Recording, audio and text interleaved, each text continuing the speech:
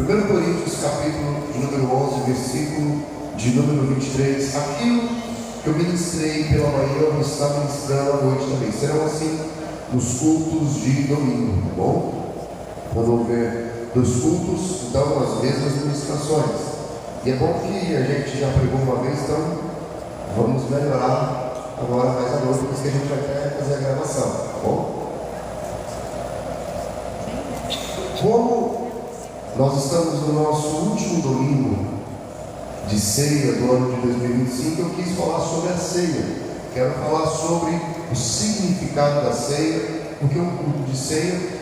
E é interessante que aquele que não sabe, aprenda, aquele que é raso, se aprofunde mais, e aquele que já entende bastante coisa, aprenda mais ainda, em nome de Jesus. Bem?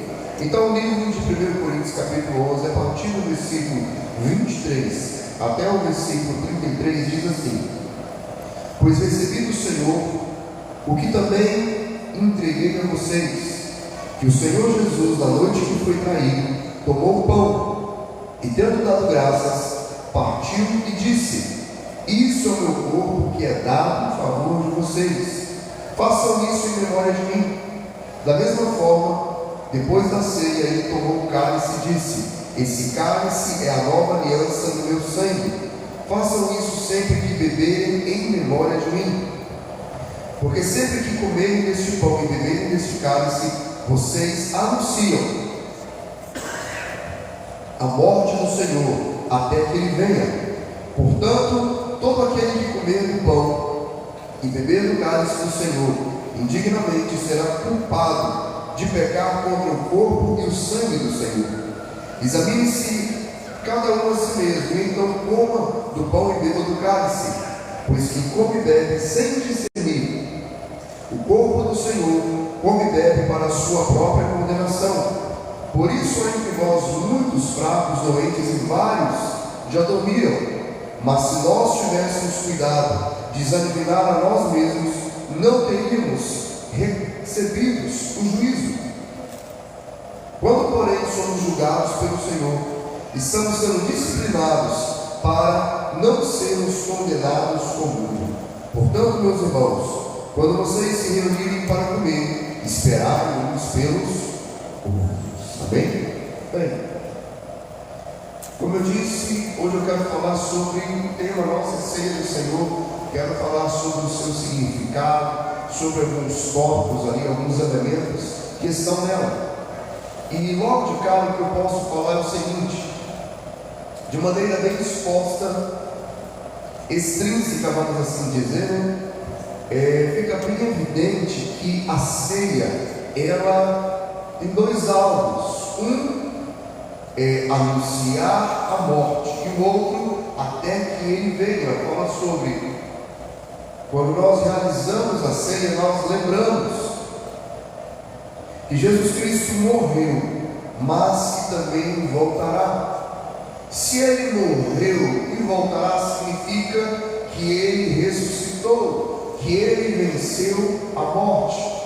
Logo então, como diz aqui Paulo, de uma maneira bem clara, quando nós comemos do pão e quando nós bebemos do cálice, do fruto da vide ali, da uva, nós estamos anunciando, declarando que Jesus Cristo morreu pelos nossos pecados, que ele foi um sacrifício vivo de Deus e que ele morreu, mas nós anunciamos que ele voltará. Anunciamos a morte do Senhor até que ele venha, ou seja, então ele viveu, ele não está morto, ele voltará, ele regressará, de forma bem clara. Um significado da ceia é esse, mas de forma mais intrínseca, mas vamos assim dizer subjetiva, está relacionado ao pertencimento ao corpo de Cristo. Quando nós entendemos o contexto da mensagem da ceia, o contexto da mensagem daquilo que é o corpo de Cristo, daquilo que é o sangue de Cristo, daquilo que é ser igreja.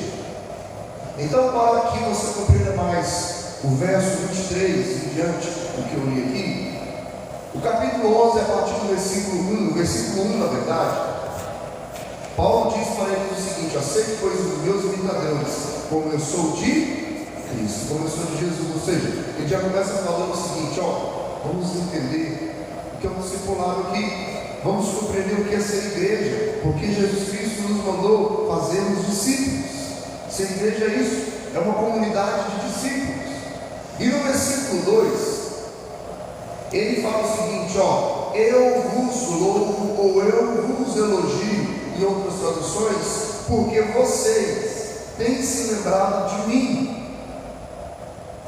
Vocês têm orado, têm levado mantimentos, têm sido ali pessoas que têm colaborado com o meu ministério. E não só isso, tudo aquilo que eu transmiti para vocês, vocês têm guardado.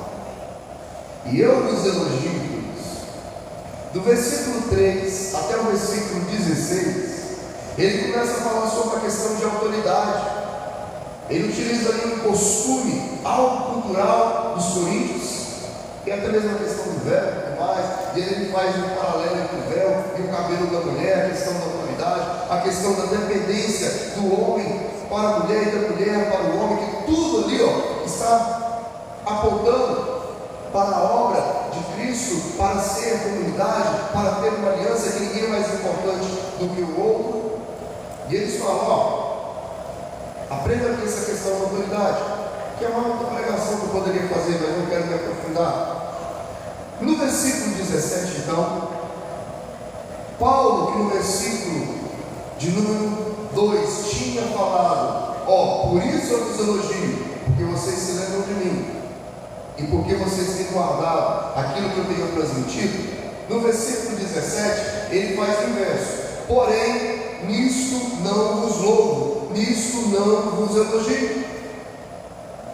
E ele diz o seguinte: não vos elogio, sabe por quê? Porque entre vocês está acontecendo divisão, está acontecendo brigas, está acontecendo facções.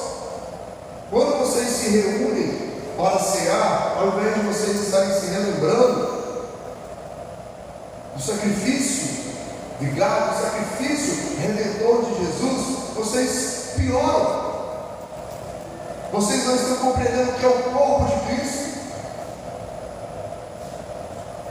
E aquele que tem alguma coisa não quer repartir com o outro, porque a ceia nessa época aqui, biblicamente falando, seria algo como mais ou menos a gente vai fazer na virada de ano. Muitos levam ali o alimento, e as pessoas naquela época levavam pão, e eles levavam muito pão. Tinha outros que não tinham condições e não levavam.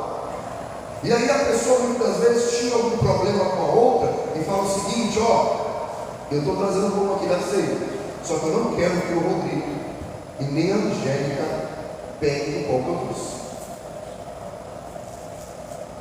O negócio é o seguinte: estou trazendo aqui o vinho, viu? Só que o alicerce não pode tomar. Se ele tomar, eu pego aqui as minhas coisas e vou embora agora. E o que as pessoas faziam para aquela pessoa que era o desafeto dele não comer? Ia lá e comia tudo e não deixava nada para o outro. E alguns faziam com tanto desaforo que a Paulo fala o seguinte: um de vocês comem tanto que chegam até a ficar bêbado, até embriagado, para não deixar o outro comer. E quando um está quase passando fome, o outro está lá embriagado e fala: vocês estão tendo noção daquilo que vocês estão fazendo na ceia do Senhor, não? Vocês não estão discernindo o corpo de Cristo? E aí então, a partir do versículo 23, que foi o versículo que nós iniciamos a nossa leitura aqui no início da pregação, ele começa a falar então do significado da ceia para eles. E eu quero falar também de alguns pontos do qual Paulo aqui traz. E uma das coisas que nós aprendemos é que é uma ordem de Jesus, porque Paulo fala o seguinte: fazer isso. Lembra que Jesus falou: fazer isso. Eu já vi pessoas, líderes, alguns líderes na verdade, falando que a ceia foi uma coisa somente para a época de Jesus, que não existe mais hoje em dia para a nossa época. Mas isso é um equívoco, porque nós vamos Paulo, o apóstolo Paulo, ensinando a igreja a cear. Não foi só algo ali no cenáculo com Jesus mais os seus 12 discípulos, não. Foi algo que a igreja do Senhor Jesus fez. Foi um mandamento de Jesus para a igreja. Então nós devemos fazer, nós devemos participar deste momento memorial, que é a ceia do Senhor. Então o primeiro ponto é que a ceia do Senhor é um memorial. Em lugar de as Escrituras diz que o pão e o vinho, eu sempre falo isso aqui, que o pão e o vinho vai se transformar literalmente no corpo e no sangue de Jesus. Não tem essa de você colocar o pão na boca e de repente, quando está descendo, ele se transforma num pedaço de carne humana de Jesus. Ou quando você está bebendo o vinho do suco de uva, aqui no nosso caso, ele vai se transformar no sangue literalmente. Acontece a transubstanciação. Primeiro que isso aí seria uma quebra de regras, de paradigmas, de coisas que são contidas na palavra de Deus. Deus fala desde o começo que nós não podemos ingerir sangue, nem de animal, quanto mais humano. Nós não podemos sacrificar seres humanos. A palavra de Deus mesmo diz a vocês: não tem nenhum som na minha cabeça fazer sacrifícios humanos, e de repente nós vamos estar comendo literalmente a carne humana, fazendo algo canibalesco. Não tem sentido isso. O pão e o vinho nada mais são do que uma memória. Por isso Jesus falou: fazer isso em memória de mim. Quem está me entendendo? Então o pão vai continuar sendo pão, e o suco de uva aqui vai continuar sendo suco de uva, mas eles são para memória. A memória que nós temos, mas não deixa de ter um contexto espiritual. Ela não é apenas algo simbólico ou meramente ritualístico, mas ela também, como memorial, ela traz consigo um sentido espiritual, que mais à frente eu vou estar falando. Mas eu quero que você compreenda isso, que a ceia é o momento de nos lembrarmos, e também não é o momento de nós sacrificarmos ao Senhor, porque a palavra de Deus diz em Hebreus que o sacrifício de Jesus foi perfeito.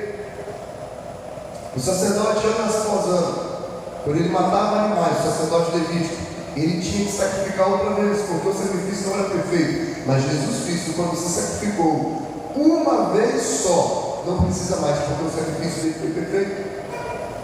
Agora imagina só, toda ceia, quando a gente está ceando, ele está morrendo outra vez. Isso é antibíblico, é anticristão, é uma blasfêmia. Amém? É um memorial, é uma anunciação da morte do Senhor até que Ele volte. Então, são elementos figurativos, não literais, mas não deixam de ter um contexto espiritual. É um ritual de aliança, outro ponto aqui, é um ritual de aliança. Nós vemos que no Velho Testamento, lá em Gênesis, Abraão, ele teve um encontro com um rei de justiça chamado Melquisedeque. Ele era rei e sacerdote do Deus Altíssimo.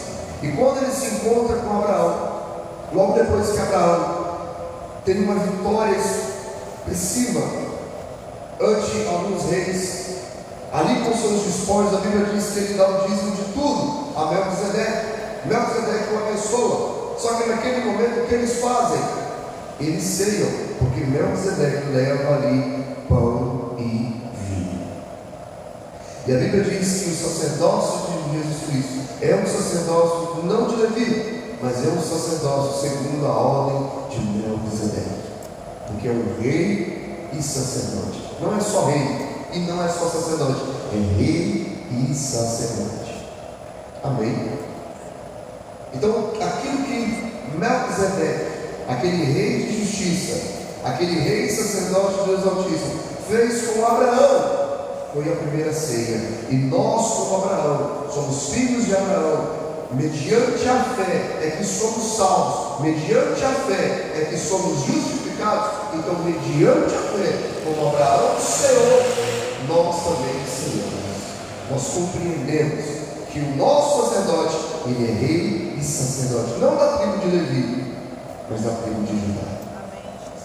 Amém? É o leão de Judá que vai ser. Então ele tem um sentido também ritualístico. ele tem um sentido de aliança. É um ritual de aliança para nós relembrarmos que temos uma aliança com Jesus, que nós temos uma aliança com Ele. Em João, Evangelho de João, capítulo 6, do versículo 53 ao 56, diz assim: em verdade vos digo, se não comerdes a carne do Filho do Homem, e não beberdes do seu sangue, não tendes vidas em vós mesmos. Quem comer da minha carne e beber do meu sangue tem a vida eterna, e eu o ressuscitarei no último dia, pois a minha carne é verdadeira comida e o meu sangue verdadeira bebida. Quem comer da minha carne e beber do meu sangue permanece em mim e eu nele. Veja, é óbvio que Jesus não estava falando em comer a carne dele literalmente, nem beber o sangue dele literalmente, como eu acabei de falar aqui. Estou recapitulando. Mas ele está falando aqui o seguinte, ó, a ceia, quem está participando, ele tem a consciência que nós temos uma aliança. Amém? Nós temos uma aliança. Que nós temos ali um contato um com o outro. Não é porque nós casamos, por exemplo, quem é casado aqui vai entender o que eu vou falar.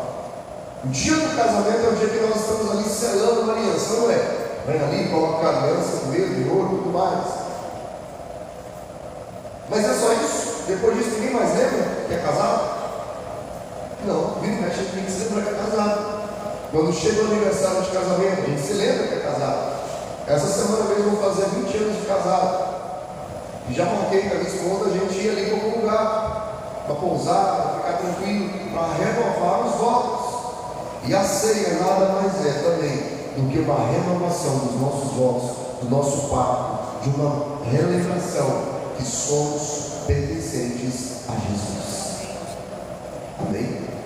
Veja, muitas pessoas fazem de tudo para correr dessa aliança, porque quando Jesus Cristo deu essa palavra aqui, quando Jesus Cristo deu essa mensagem que eu acabei de ler aqui de João, capítulo 6, foi na hora que muitos abandonaram ele. É óbvio que pode ser que alguns entenderam que ali era literal, mas outros podem entender também que não era bem literal. Mas mesmo assim, não quiseram ter uma aliança. Nós não podemos ficar com medo de sermos. Amém? Tem muitas pessoas que não se batizam, falam, vou batizar, mas eu estou pronto para ser. Gente, pelo amor de Deus. Nós não podemos ficar colocando um prazo para termos uma aliança com Deus, porque pode ser tarde demais. Amém? A ceia também é um tempo de comunhão. No tempo apostólico, as ceias eram também chamadas de ágapes ou festas de amor, como em Judas versículo 12, o que reflete parte do seu propósito. Aqui a expressão é corpo, ou seja, quando nós cearmos, estamos em um corpo. A ceia não se faz sozinho, a ceia se faz em comunidade, a ceia se faz em lugar de comunhão. Então, um local para nós nos lembrarmos do que é ser igreja e andarmos em unidade. Amém? A ceia também é um ato de consequências espirituais. A ceia é um ato de consequência de bênção ou também que pode ser de juízo. E em 1 Coríntios, capítulo 10, versículo 16, a Bíblia nos diz assim: porventura o cálice da bênção que abençoamos não é a comunhão do sangue de Cristo? O pão que partimos não é a comunhão do corpo de Cristo? Veja, o termo cálice da bênção aqui não é no sentido figurado, mas é real. A ceia nos traz bênçãos espirituais. Quando nós ceamos, nós estamos sendo abençoados. Como eu disse, a ceia não é meramente ou somente um símbolo, ou um ritual, ou um memorial. Ela traz consigo também algo espiritual. Porque quando ceamos, quando pegamos ali o cálice e tomamos, nós lembramos que foi pelo sangue de Jesus que fomos comprados. Tem um sentido de redenção, tem um sentido de promessa, tem um sentido de algo que nós vamos receber, quer sermos reis e sacerdotes, reinar com Ele eternamente. Pelo sangue de Jesus nós temos a confiança em que os nossos pecados foram perdoados. Pelo sangue de Jesus nós temos a confiança que sobre nós não há mais condenação, porque estamos nele. É Ele que nos justifica, e se Ele nos justifica, quem nos condenará? Amém? Quando ceamos, nós lembramos da bênção que foi o corpo dele ali. Através do corpo de Cristo nós temos paz. A Bíblia nos diz que o castigo que foi colocado sobre o corpo dele, ele foi moído pelas nossas transgressões, ferido pelas nossas pisaduras, mas o castigo que ele suportou nos traz paz. Como diz o livro de Isaías 53, versículo 3 e 4. Nos traz paz, 4 e 5, perdão. É uma obra redentora, no qual nós temos a confiança em dizer o seguinte, porque Jesus Cristo recebeu aqueles pregos nas mãos, pregos nos pés, recebeu sobre si, sobre a sua cabeça, uma coroa de espinhos, foi traspassado. Eu tenho confiança em declarar, Senhor Jesus, cura, porque Ele tomou sobre si as minhas enfermidades. Eu posso orar uns pelos outros e profetizar cura da alma, do físico, porque eu sei que todas essas enfermidades que nós enfermamos, Ele levou sobre si, e pelo nome de Jesus, aquele que tem fé pode ser curado. Ele mesmo disse: imporão as mãos sobre os enfermos e eles serão curados. Tudo quanto pedires em meu nome, crendo, receberemos. Isso aí é por causa da obra redentora de Jesus, é pelo seu sangue vertido ali na cruz. Amém? É pelo sangue de Cristo. Então a ceia do Senhor deve ser um momento especial de comunhão, de reflexão, de devoção e fé e adoração, tudo sendo feito com coração e com reverência, sabendo das consequências espirituais de Deus. Mas também nós temos que entender que, a não discernirmos a ceia, podemos incorrer em juízo. Veja, o texto que nós vemos aqui em 1 Coríntios capítulo 11, mas agora no versículo 27 ao 32, o que diz? Por isso, aquele que comer do pão ou beber do cálice do Senhor indignamente, será réu do corpo e do sangue do Senhor. Examine-se, pois, o homem a si mesmo, e assim coma do pão e beba do cálice, pois quem come e bebe sem discernir o corpo, come e bebe juízo para si. Eis a razão, porque entre vós muito fracos, doentes e não poucos que dormem.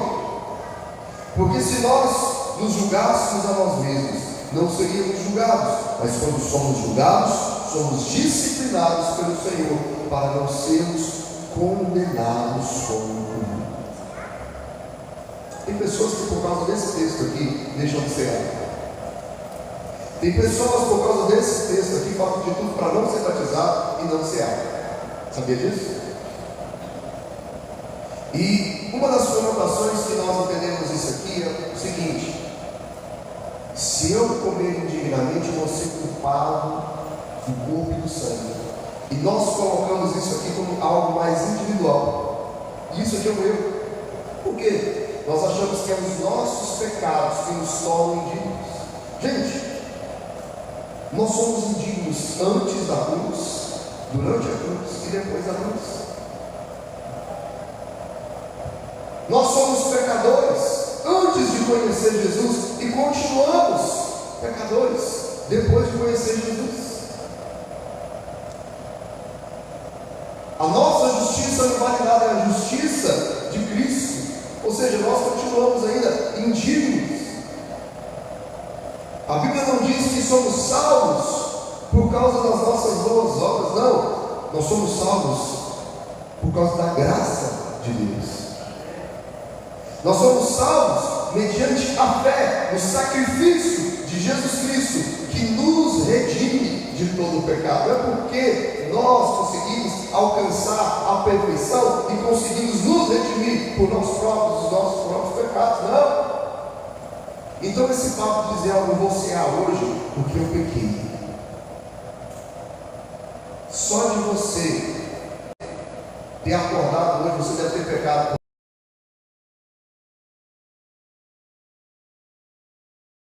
Amém? Então, o que é comer indignamente? Então, se eu pequei, por exemplo, pela manhã, fiz algo que não devia, o que eu tenho que fazer? Pede perdão dos seus pecados. Deus, ó, fiz aqui, me arrependi, lava com o teu sangue e segue. O que é então comer indignamente? Veja, ele está dizendo aqui deixar de comer. Não, comer indignamente é não discernir o corpo do Senhor. E quem é o corpo do Senhor? Diga, a igreja. É a igreja. Não discernir o corpo é termos alguma coisa contra o nosso irmão. Por isso que Paulo, a partir do versículo de número 17, ele fala: por isso eu não vos louvo. Estou sabendo que entre vós aí há dissensão. É uma pessoa contrária a outra, é outro querendo dividir com outro irmão. Leva a ceia, mas em vez de estar no momento de culto, em adoração a Deus, o diabo está ali no meio de vocês, trazendo ódio, trazendo facção, trazendo grupinhos. Vocês não entenderam o que é ser igreja. Vocês não entenderam o que é o corpo de Jesus. Você não entendeu que a pessoa que está na sua frente, ela é filho, é filha de Deus. E se alguém, por mais complicado que possa ser essa pessoa, mas se alguém aceitou Jesus, se ela aceitou Jesus, ela pode estar no processo de aperfeiçoamento. E isso não nos dá o direito de falar o seguinte: ó, a partir de hoje eu quero que você não da minha vida. Que perdão é esse? Que misericórdia é essa? Gente, a palavra de Deus não é uma coisa fácil para nós digerirmos. Amém? Talvez aquela pessoa falou alguma coisa, fez alguma coisa, mas nós temos que aprender. Poxa vida, ele é um cristão, ele é um crente, então eu vou até ele, vou seguir ali o exemplo que Jesus nos deu no Evangelho de Mateus capítulo 18 em diante. Eu vou até meu irmão e falar: meu irmão, aquilo que você falou, ou aquilo que você fez, eu não gostei, mas eu estou aqui para te liberar perdão e não quero guardar isso no coração. Amém. Ah, não quero saber, quando eu fiz isso mesmo e faço de novo, porque eu não gosto da sua cara. A minha parte eu fiz, então agora eu continuo. É isso que a Bíblia nos ensina. Nós não podemos ter contendas com o corpo de Cristo.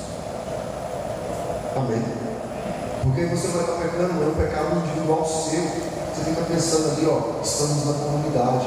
Imagina se eu chego aqui um dia, aí tem os líderes, tem os voluntários, só que é um voluntário fazendo uma coisa, mas outro não gosta de mim, outro não gosta de outro, não sei o que lá mais.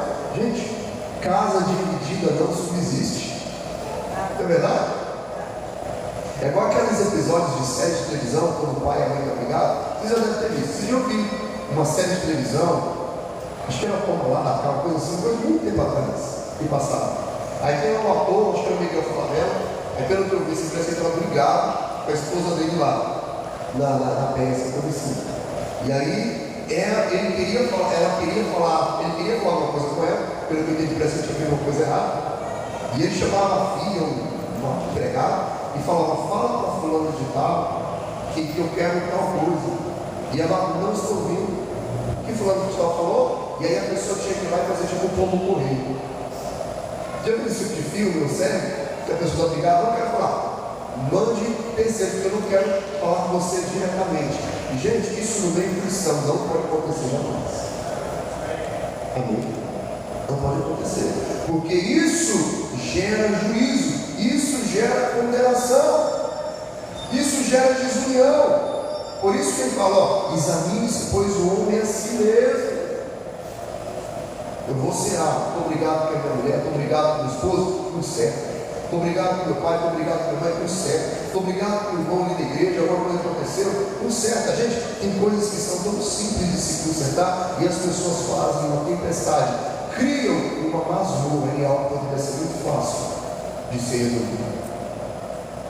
Amém? Amém? Amém. Mas tem pessoas que falam com o coração. Eu entendo muito bem o coração das pessoas do mundo, mas o nosso coração não é do mundo. Nós somos nova criatura de Cristo Jesus. Nós temos que ter um outro coração. Nós temos que ter um outro discernimento. Amém? Outro ponto aqui, quem participa?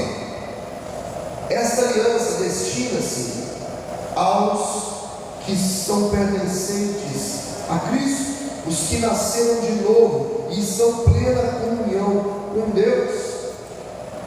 Hoje pela manhã eu até falei uma coisa interessante, que eu falei o seguinte: a ceia, ela não tem um texto bíblico que fala que tem que ser feito somente ali na igreja, no templo principal. Até na sua casa você pode cear ali, você no grupo de oração. Sei lá, você abriu um grupo de oração hoje, os irmãos não puderam cear naquele dia, leva um pão e o cara fica mais ceia. Já levamos ceia para pessoas do hospital, já levamos ceia para pessoas que estão doentes e que não estão podendo. A ceia não é um ambiente que somente o pastor pode fazer. Não, até no grupo de oração. Tem pessoas que não puderam cear, vai lá e faz a ceia. Amém? Porque a ceia não é do pastor, a ceia é do Senhor. Amém? Tipo, a ceia não é do pastor, a ceia é do Senhor. É algo da igreja. Eu fico vendo que tem pessoas que falam que são cristãs, mas tem anos que às vezes não ceia. Não está sentindo falta de algo na sua vida, não, meu irmão? Tem alguma coisa errada, não? Então a ceia é para aquele que é uma nova criatura. É aquele que está, em Cristo Jesus.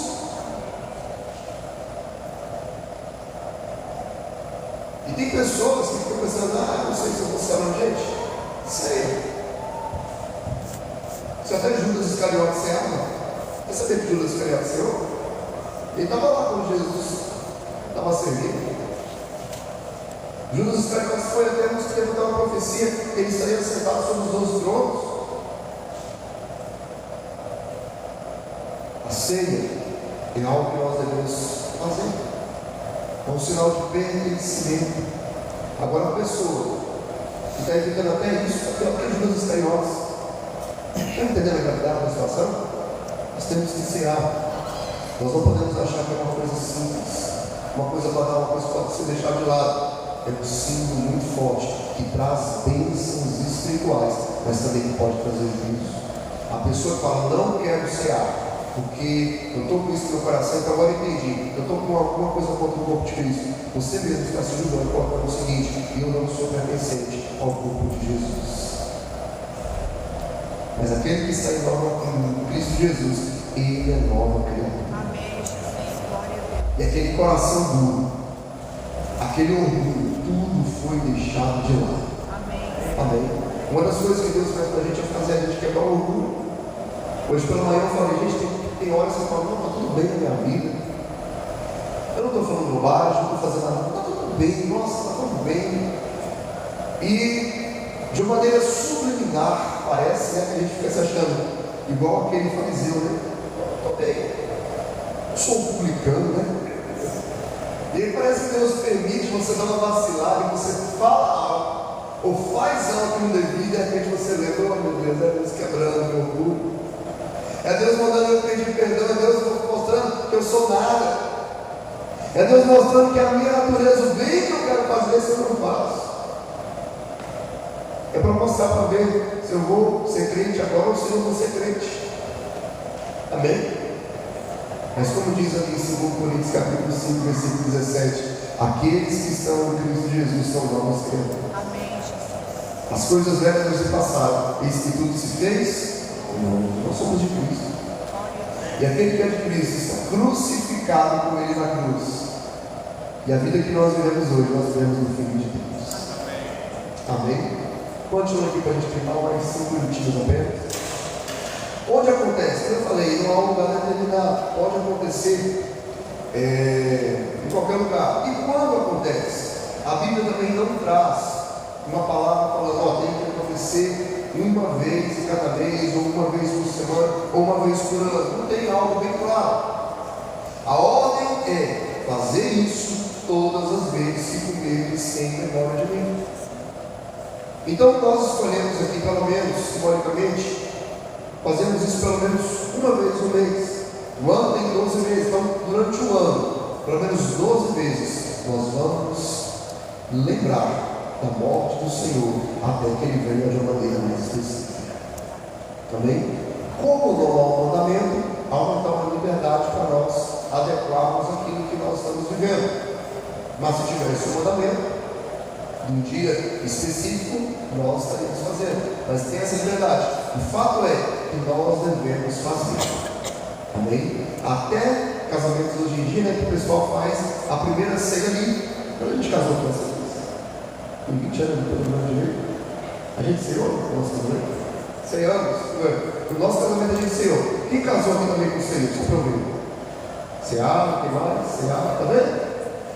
Cearam. Quem vai se casar aí, vai renovar voto, ceia de novo. Tem um momento ali de ceia. Não há um dia específico. Nós temos essa liberdade. O que nós temos que fazer é cear e participar. Amém? Então, eu queria deixar aqui essa mensagem para você compreender o significado da ceia, o significado do que é comer indignamente, que não tem nada a ver com o seu pecado do dia, porque o seu pecado do dia, o seu pecado da semana, é só você levantar a sua voz e falar: Senhor, eu me arrependo, e está perdoado no nome de Jesus. O que você não pode fazer é não compactuar com o corpo de Cristo. Isso sim é comer indignamente, é você ter uma rixa com o irmão e não querer resolvê-la. Nós, se queremos ser uma igreja que vai explodir nesta geração, uma igreja que vai ter cultos cheios tanto de manhã como à noite, nós temos que ser uma igreja que entende que esse texto que eu li, mas também entende aquilo que está escrito ali, em 2 Coríntios capítulo 5, versículo 17, aquilo que está escrito ali no Evangelho de Mateus capítulo 18, que entender o perdão de Deus foi maravilhoso para a nossa vida, e entender o que é a oração do Pai Nosso. Queridos, essa igreja, o Senhor, todos os dias, vai mandar aqueles que vão ser salvos. Quem crê nisso, diga amém. Vamos colocar de pé então, por favor.